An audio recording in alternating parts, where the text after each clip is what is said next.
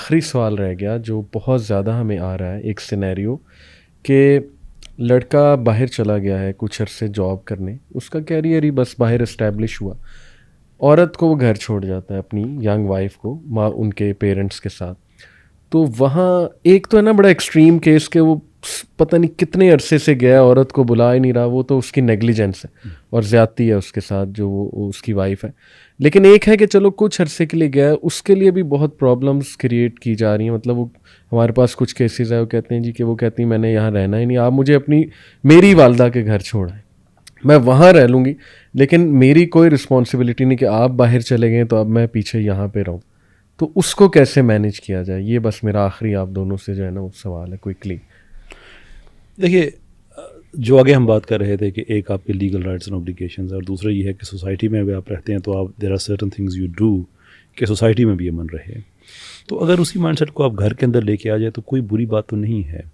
Just think for a moment, I mean if you find it very difficult for yourself کہ میں ایسا کیوں کروں، just fast forward اپنے ذہن میں 30 سال آگے لے کے چلیں. اینڈ ناؤ امیجن کہ آپ کا بیٹا ہے جس کو باہر جانا پڑ گیا اور اب آپ کی بہو اور وہ کہتی ہے کہ میں نے آپ کے ساتھ نہیں رہنا.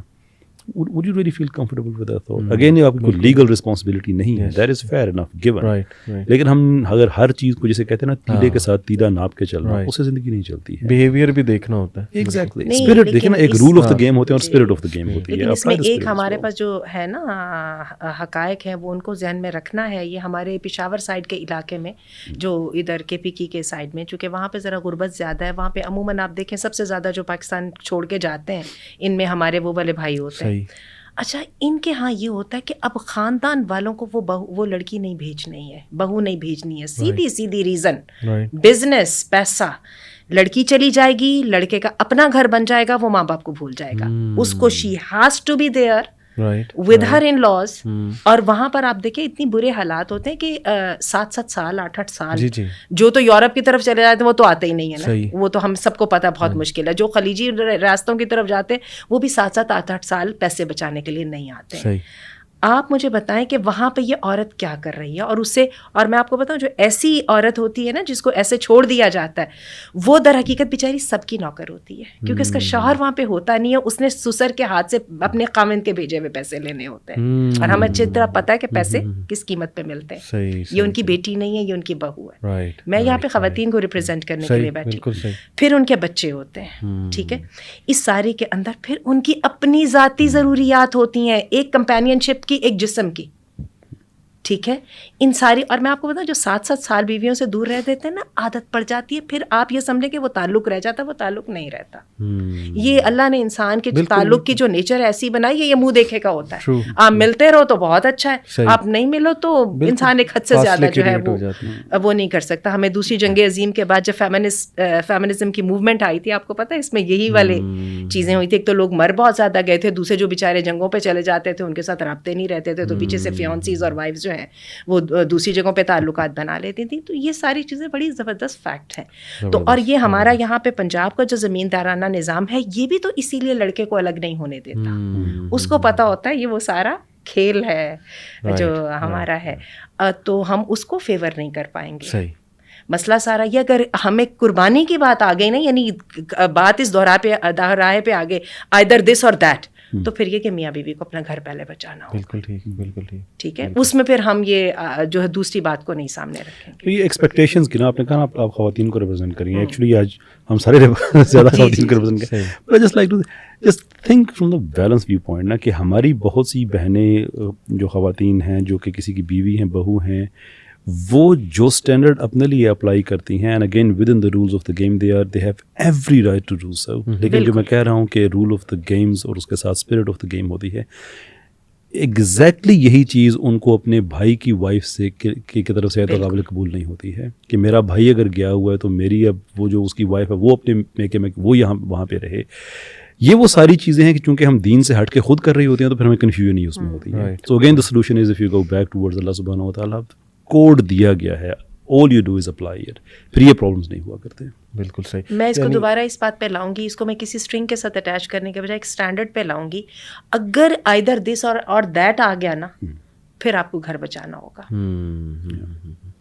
اور اس میں گھر بچانا پہ ایک بڑی اہم چیز ہمیں سمجھنے کی ضرورت ہے کہ ہم مرد حضرات جو ہیں یہ زیادہ غلط فہمی کا شکار ہو جاتے ہیں کہ گھر کا بچنا نہ بچنا ہم پہ ڈپینڈ کرتا ہے. میں نے ایز اے لائف کوچ اپنے کچھ زندگی کے تجربات شیئر کیے ہیں. ان دی اینڈ میں ایک اور شیئر کر دوں کہ اگر مرد گھر بسانا چاہے تو دیر از اے چانس کہ وہ بسا لے. اگر مرد گھر توڑنا چاہے سو دیر از اے چانس کہ پھر بھی نہ ٹوٹے. لیکن اگر بیوی گھر توڑنا چاہے اب دنیا ادھر سے ادھر کر لیں گھر نہیں بچے گا. بالکل صحیح. ڈو ریئلائز کہ جو ہماری جو لمیٹیشنز ہیں ہمیں سمجھنا چاہیے.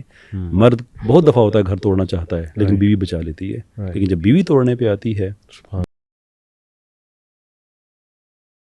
بات کی کہ دیکھیں اگر تو وہ ویسے ہی بیٹھے بیٹھے ڈیمانڈ کر رہی ہے نا کہ نہیں جی میں نے یہاں رہنا ہی نہیں کیونکہ بس میں نے اپنے پیرنٹس کے جانا وداؤٹ اینی ریزن, تو پھر تو مرد کے دل میں ریسینٹمنٹ آئے گی کہ کیوں.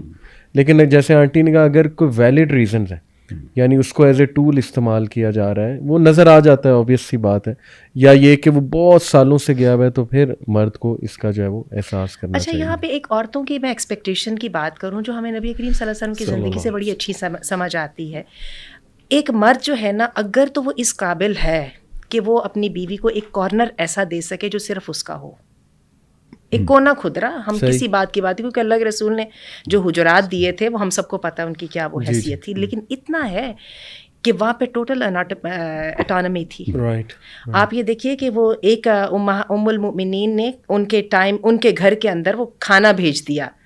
It was she felt like کہ یہ تو میرا تھنڈر اسٹیل کرنے کی کوشش کر رہی ہے نا, دن میرا ہے, گھر میرا ہے, شوہر میرے پاس بیٹھا ہوا ہے, یہ اپنا کھانا بھیج کے تو اپنی اہمیت اور اپنا آپ جتا رہی ہے. تو she got angry and that she broke it and prophet صلی اللہ علیہ وسلم he understood it very well. He sat down and he started to collect, وہ نصب کرنے لگے اور ساتھ یہ بھی کہنے لگے کہ تیری ماں کو غصہ آ گیا تھا. اچھا ایک بات کو ہمیں سمجھنا ہے, جاب اسٹیبلٹی کے ساتھ میں بالکل اس کو کمپیئر کروں گی, ٹھیک ہے, آل دو یہ کارپوریٹ ورڈنگ ہے, لیکن اس کے باوجود ایک عورت کو اگر مرد وہ ایک کونا دے سکتا ہے نا جس کے اندر اس کی اتھارٹی اپنی چلتی ہے, تو میں آپ کو بتاؤں وہ عورت اس کے ساتھ تھک اینڈ تھن میں چل جائے گی. لیکن اگر مرد وہ کونا کسی طرح نہ دے سکے, ٹھیک ہے نا, اور دیکھیے اس میں نے اتھارٹی اور اس کی اٹانومی کی بات کی ہے, یہ اگر وہ نہیں نہ دے سکے گا تو میں آپ کو بتاؤں کہ یہ جاب اسٹیبلٹی نہیں ہے. بہت ساری اچھی چیزیں ہونے کے باوجود شاید یہ گھر نہیں چل پائے گا. اور میں آپ کو عربوں کی بات بتاؤں, عرب کیا کرتے ہیں, کیونکہ ان کے یہاں ایک سے زیادہ شادیاں ہوتی ہیں, دو باتیں کرتے ہیں اور مجھے وہ بڑی باتیں بڑی اچھی لگتی ہیں. اور اب جب عمر کی اس حصے پہ آ گئے اور اتنے لوگوں سے ڈیل کر لیا تو مجھے سمجھ آئی ان باتوں کی اہمیت ہوتی ہے. وہ جب شادی کرتے ہیں ایک تو وہ مہر کی بات کرتے ہیں, مہر کتنا ہوگا, ٹھیک ہے, وہ تو چلے ہم سب کو سمجھ آتی ہے. دوسری وہ بات کرتے ہیں اس کو اپنا گھر دو گے. اپنے گھر دینے کا مطلب یہ ہوتا ہے کہ اس کے گھر میں کوئی اور نہیں آئے گا, تم ایک کرو گے, دو کرو گے, چار کرو گے, وہ سب الگ الگ رہیں گے, اس کے گھر میں کوئی نہیں آئے گا, اور اسی میں پھر آپ دوسری چیزوں کو بھی شامل کر لیں. اور آپ یہ دیکھیں اس بنا پہ وہ جو ہے نا وہ نکاح کرتے ہیں. مجھے یہ بات بڑی سمجھ آتی ہے. اور جو مرد یہ والا کام کر لے گا نا, میں آپ کو بتاؤں وہ ایک سے زیادہ بیویوں کو بھی نبھا لے گا.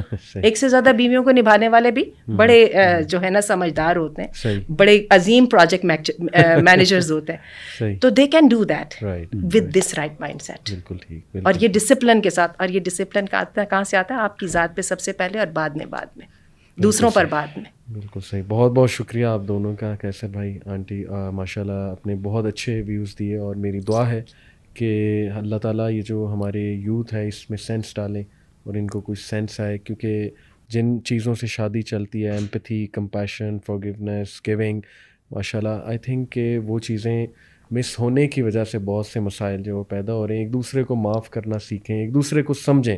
آپ نے بڑی زبردست 3 باتیں کی, آنٹی نے اپنی ٹپس دیں. تو اللہ تعالیٰ بس ہماری فیملیز کو ٹوٹنے سے بچائے.